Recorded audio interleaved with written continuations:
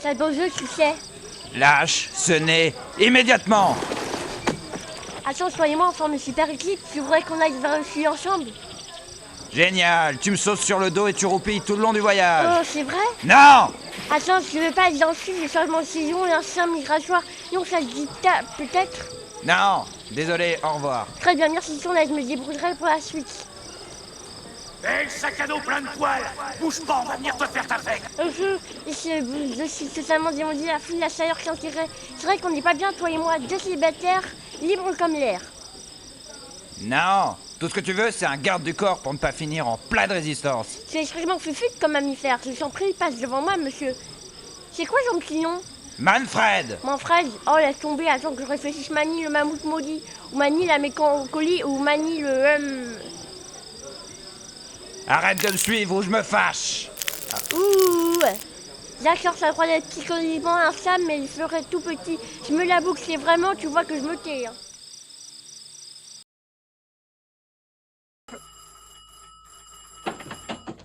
Je m'excuse de vous déranger, mais il y a votre amie qui est coincée dans l'ascenseur, et ça fait 1 heure qu'elle joue de la trompette.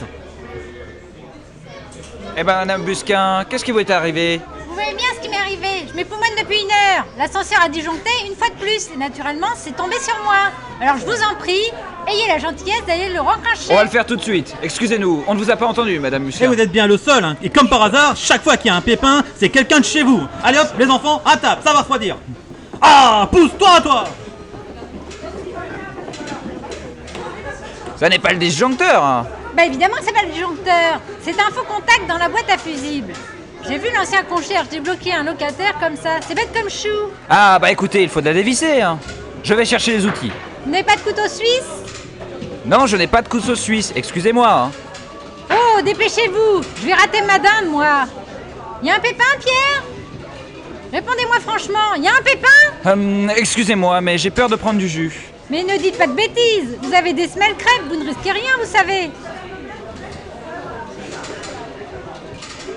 Dites-moi, vous pensez qu'il va s'en sortir, l'autre?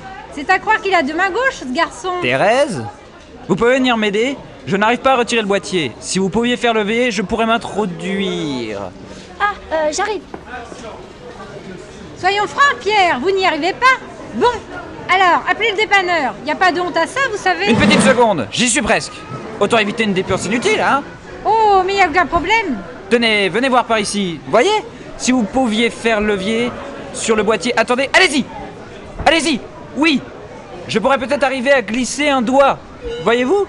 Tenez, faites levier comme ceci. Et Pierre, pourquoi est-ce que vous n'avez pas retiré les 3 autres vis? Mais parce que je n'ai pas de cruciforme, sinon je les aurais retirés, bien entendu. Allez-y, voilà.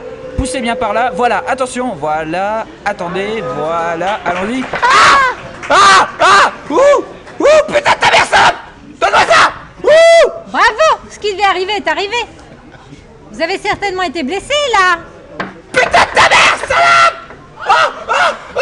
Pierre, répondez-moi. Vous avez très mal?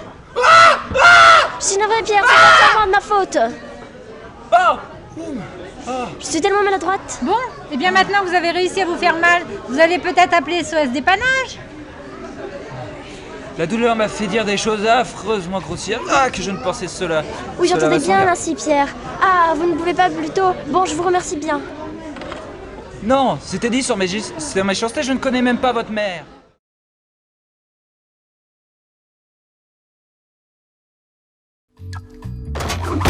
Oh, quoi? Mais qu'est-ce que... Oh, les fourmis dans les orteils. Ah.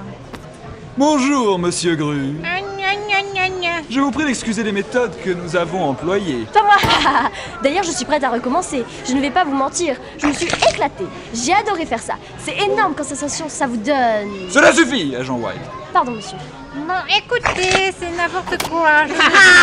Je ne sais pas pour qui vous vous prenez, mais... Nous sommes l'agence Vigilance de l'Axe, une organisation ultra secrète qui a pour vocation de lutter contre le crime à l'échelle planétaire.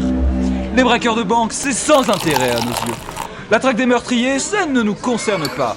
En revanche, si quelqu'un s'avise de faire fondre les deux pôles, ou d'atomiser le mont Fuji, ou bien encore de voler la Lune, ça retient notre attention.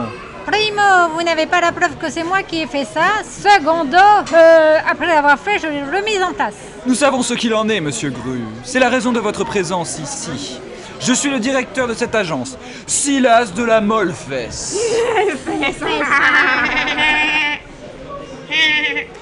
Hilarant. Agent Wild. Oh, c'est mon tour. Récemment, un laboratoire top secret du cercle arctique a totalement disparu.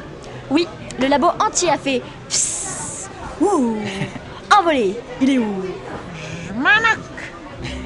Ce labo était spécialisé dans l'expérimentation du sérum de transmutation PX41. Vous me demandez quels sont ses effets? Eh bien, c'est pas joli, regardez.